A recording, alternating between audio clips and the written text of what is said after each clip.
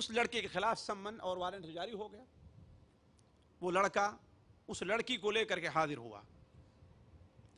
وکیل بحث کرتے ہوئے جب جج کے سامنے اپنی یہ بات رکھتا ہے کہ یہ ہمارا موکل یہ دعویٰ کر رہا ہے کہ فلاں شخص نے اس کی لڑکی کو زبردستی اس کی رضامندی کے بغیر بھگا کر کے لے گیا ہے. یہ اتنا کہنا تھا کہ ایک زخمی شیرنی کی طریقے سے لڑکی اٹھتی ہے اور اچھل کر کے کہتی ہے کہ سارا کا سارا ڈرامہ ہے, یہ سارا کوئی ڈرامہ رچا گیا ہے. میں اپنے گھر سے فلاں کے ساتھ اپنی خوشی سے بھاگی ہوں اور میں بالغ ہوں اور ہم نے اپنی رضامندی سے شادی کر لی ہے. معاملہ ختم ہو گیا, یہیں پر ختم ہو گیا معاملہ. ماں بے ہوش ہو کر کے گر پڑی. باپ, بوڑھے باپ کے پیروں میں اتنی طاقت نہیں رہ گئی کہ کھڑا رہ جائے, وہ بھی بیٹھ گیا.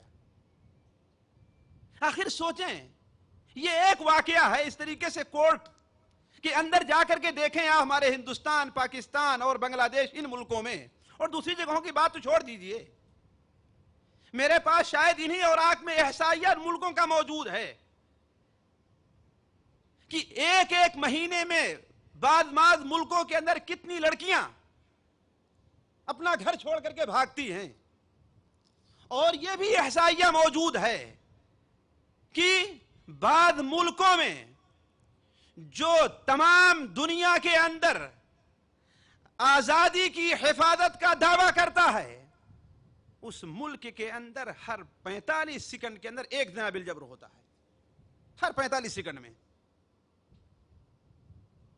اور اس میں 17% وہ لوگ رہا کرتے ہیں زنا کرنے والے جو اس کے باپ یا اس کے بھائی ہوا کرتے ہیں, اور 71% وہ لوگ رہتے ہیں جن کا گھر میں آنا جانا رہا کرتا ہے, جس سے لوگ کہتے ہیں تو اپنے ہیں, ان سے کوئی ڈر نہیں.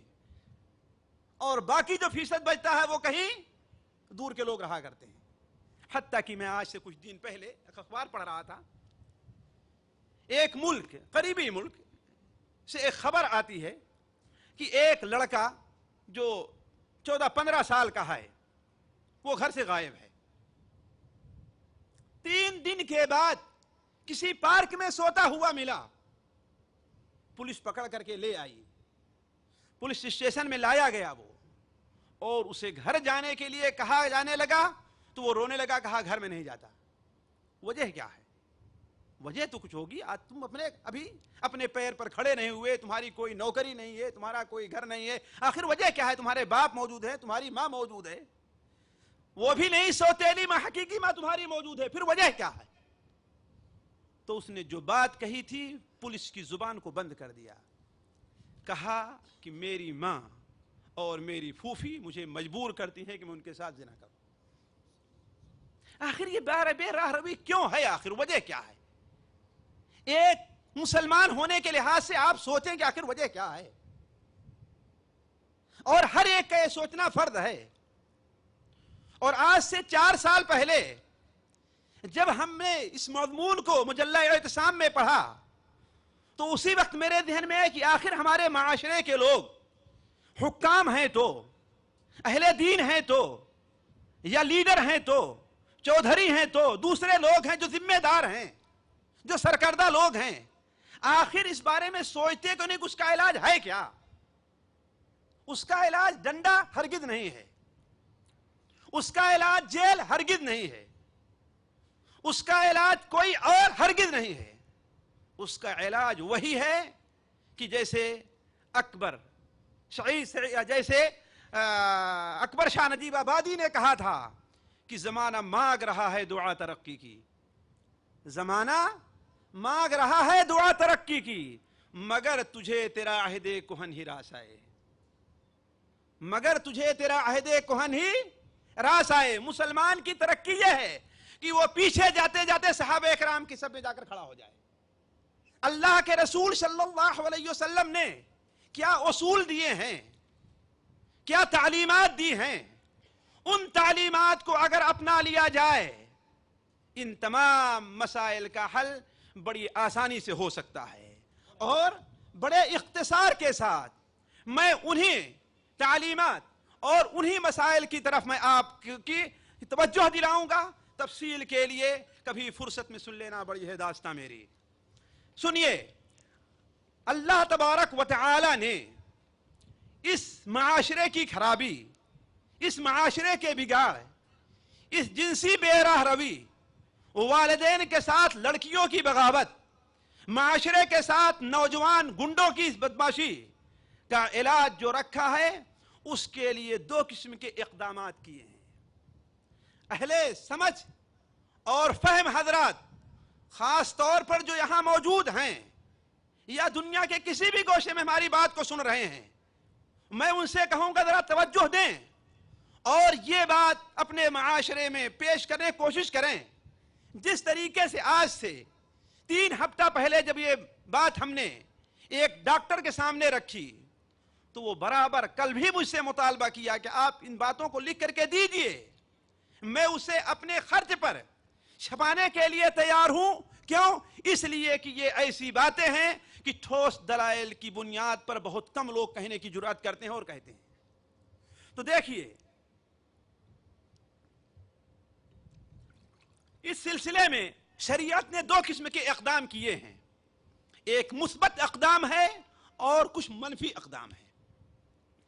مثبت اقدام یہ ہے کہ لڑکا اور لڑکی جب اپنی شادی کی عمر کو پہنچ جائیں تو ان کی شادی کر دی جائے. ظاہر بات ہے بہت سے لوگوں کے دماغ میں یہ بات نہیں داخل ہوگی، اس لیے کہ بڑے مسائل ہیں. بی اے کرنا ہے، ایم اے کرنا ہے، ڈاکٹر بننا ہے، انجینئر بننا ہے. اس کے لیے کم سے کم 25 سال 30 سال تو چاہیے. اور اگر اس سے پہلے شادی کر دیا تو، اور اصل جو عمر ہوتی ہے انسان کے برباد ہونے کی وہ 13-14 سال سے لے کر کے 25 سال کی عمر ہوتی ہے. یہی اصل عمر برباد ہونے کی ہوتی.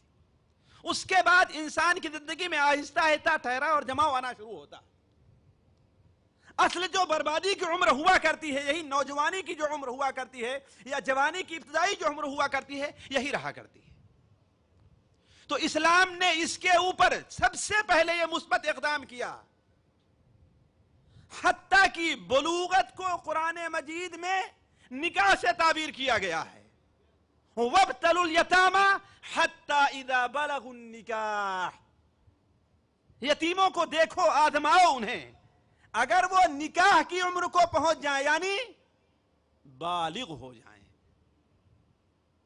اللہ کے رسول صلی اللہ علیہ وسلم نے جوانوں کو مخاطب کرتے ہوئے اور شادی پر ابھارتے ہوئے تاکہ اس جنسی بے راہ روی کے سامنے باڑ کھڑا کیا جا سکے، آپ نے مخاطب کرتے ہوئے فرمایا، جیسا کہ صحیحین کی روایت حضرت عبداللہ بن مسعود رضی اللہ تعالیٰ عنہ سے مروی ہے کہ یا معشر الشباب من استطاع منکم الباءۃ فلیتزوج. اے نوجوانوں، اے جوانوں کا گروپ، اے جوانوں کی جماعت، تم میں سے جس کے پاس استطاعت ہے وہ شادی کرے، شادی کر لے. اور اگر استطاعت نہیں ہے، جس طریقے سے آج کل لوگ کہتے ہیں کہ ابھی تو میں کماتا ہی نہیں، ابھی تو میرے پاس اپنا گھر ہی نہیں ہے، خود میں اپنے والد کے سر پر ہوں اور شادی کر کے ایک اور بوجھ ان کے اوپر رکھ دوں، یہ کیسے ہو سکتا ہے؟ تو ٹھیک ہے، کوئی بھی ایسا مسئلہ نہیں ہے جس کا حل ہماری شریعت کے اندر موجود نہ ہو. ہے لیکن سوچنے اور غور اور عمل کرنے کی بات ہے. آپ نے کیا بیان فرمایا؟ وَمَن لَّمْ يَسْتَطِعْ فَعَلَيْهِ بالصوم. اور جو شادی نہیں کر سکتا ہے وہ کثرت سے روزہ رکھے. فَإِنَّهُ لَهُ وِجَا. اس لیے کہ روزہ رکھنا یہ اس کے لیے بدھیا کر دینا اور خسی کر دینے کا کام ہوگا. یہ پہلا اصول ہے. اور صرف جوانوں ہی کو نہیں، لڑکیوں کے والدین اور ان کے ذمہ داروں کو مخاطب کرتے ہوئے نبی رحمت حضرت محمد مصطفیٰ صلی اللہ علیہ وسلم نے ارشاد فرمایا، جیسا کہ سنن ترمذی وغیرہ کے اندر موجود ہے کہ آپ نے فرمایا اذا اتاکم من ترضون خلقه ودینه فزوجوه وان لم تفعلوا تکن فتنة فی الارض وفساد کبیر. دیکھ لیجئے یہ پیشین گوئی ہمارے نبی حضرت محمد مصطفیٰ صلی اللہ علیہ وسلم کی. آپ نے فرمایا اگر تمہارے لڑکی کو پیغام دینے والا اگر کوئی ایسا شخص آتا ہے کہ جس کے دین اور اخلاق کو تم پسند کرتے ہو، تعلیم کو پسند کرتے ہو یا نہیں، اس کی نوکری کو پسند کرتے ہو نہیں، اس کا ذکر آپ نہیں فرمایا. آپ نے کیا بیان فرمایا کہ اس کے خلق، اس کے عادات اور اس کے دین کو تم پسند کرتے ہو تو فزوجوہ، تو اسے اپنی لڑکی کا رشتہ دے دو.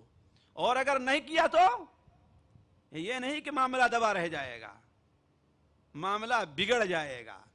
وَإِن لَمْ تَفْعَلُوا، اگر تم نے ایسا نہیں کیا، تَكُنْ فِي الْأَرْضِ فَسَادٌ كَبِيرٌ یا فَسَادٌ عَرِيضٌ، تو زمین کے اندر بہت عظیم فساد پیدا ہوگا. اور جو فساد پیدا ہوا ہے اسے ہم اور آپ دیکھ رہے ہیں. عام طور پر آپ دیکھیں گے کہ 80% اور 85% لڑکیوں کا اغوا جو کرتے ہیں وہ غیر شادی شدہ ہی لڑکے کرتے ہیں، شادی شدہ کم ہی کرتے ہیں. اور شادی شدہ لڑکیوں کا نہیں، غیر شادی شدہ لڑکیوں ہی کا اغوا ہوا کرتا ہے. بات صحیح کہ نہیں صحیح؟ وجہ کیا ہے کہ اللہ کے رسول صلی اللہ علیہ وسلم کی ان تعلیمات پر ہم نے توجہ نہیں دی. آگے چلیے، یہ تو مثبت اقدام تھا. شریعت نے اس کے لیے منفی اقدام کیا کیا ہے، وہ بڑا اہم ہے اور بڑا کڑوا ہے اور بڑا مشکل ہے. پہلی چیز یہ ہے کہ شریعت نے معاشرے کے اندر اشاعت فاحشہ، برائی کو رواج دینے سے سختی کے ساتھ منع فرمایا ہے اور اس پر سخت عذاب کی دھمکی دی ہے. سورہ نور 18ویں پارے کے دوسرے رکوع ہی کے اندر آپ دیکھیے اللہ تعالیٰ کیا ارشاد فرماتا ہے. ان الذين يحبون ان تشيع الفاحشة في الذين آمنوا لهم عذاب عليم في الدنيا والآخرة. جو لوگ یہ چاہتے ہیں کہ مسلمانوں کے اندر برائی اور فاحشہ اور گندگی پھیلے، ان کے لیے دنیا میں بھی سخت عذاب ہے اور آخرت میں بھی سخت عذاب ہے. اس لیے کہ انسان کی فطرت میں ہے ساتھیوں کہ زنا کی خبر سن کر کے اس کی جنسی شہوت بڑھتی ہے، جنسی رسائل پڑھ کر کے اس کے جذبات ابھرتے ہیں.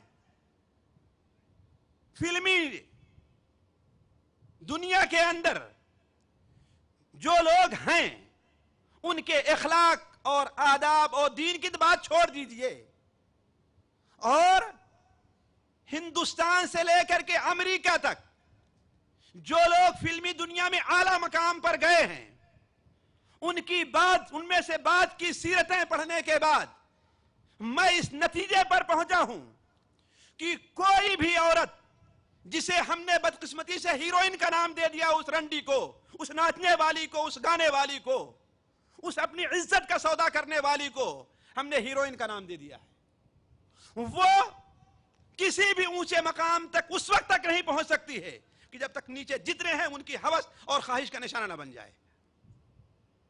اور یہ بات محقق ہے. البتہ اگر آپ مجھے کورٹ کے سامنے کھڑا کریں تو میں کوئی دلیل نہیں دے سکتا دلیل، اور نہ آپ دے سکتے ہیں. لیکن حقائق یہی ہے، حقیقت یہی ہے کہ جب تک اپنے سے ساتھ کام کرنے والے مردوں کے ہوس کا نشانہ نہیں بن جاتی وہ عورت، وہ لڑکی، تب تک وہ کسی بڑے کردار کو ادا کرنے کے لیے کو اسے موقع نہیں دیا جاتا. تو لیکن ہماری مراد ان لوگوں سے ہے جو فلمیں دیکھتے ہیں. وہ جب فلم کے اندر عشق و معاشقہ کی باتیں سنتے ہیں، آیا ان کے جذبات ابھرتے نہیں ہیں؟ ظاہر بات، جب جذبات ابھریں گے تو ان کو ختم بھی کرنے کا کچھ طریقہ ہونا چاہیے نا. یا تو ناجائز طریقہ استعمال کریں اور یا پھر جائز طریقہ استعمال کریں. جائز یہی ہے کہ شادی کر لیں، اور ناجائز آپ لوگ سمجھتے ہیں کیا کرنا ہے اس کے لیے. تو عرض کر رہا تھا کہ شریعت نے اسلام کے معاشرے میں، مسلم معاشرے میں برائی اور بری باتوں کے انتشار اور اس کے پھیلانے پر سخت عذاب کی وعید دی ہے، سخت عذاب کی وعید سنائی ہے. خود اللہ کے رسول صلی اللہ علیہ وسلم نے ارشاد فرمایا تھا، سنن ترمذی میں روایت ہے کہ اے لوگوں جو اپنی زبان سے مسلمان ہوئے ہو،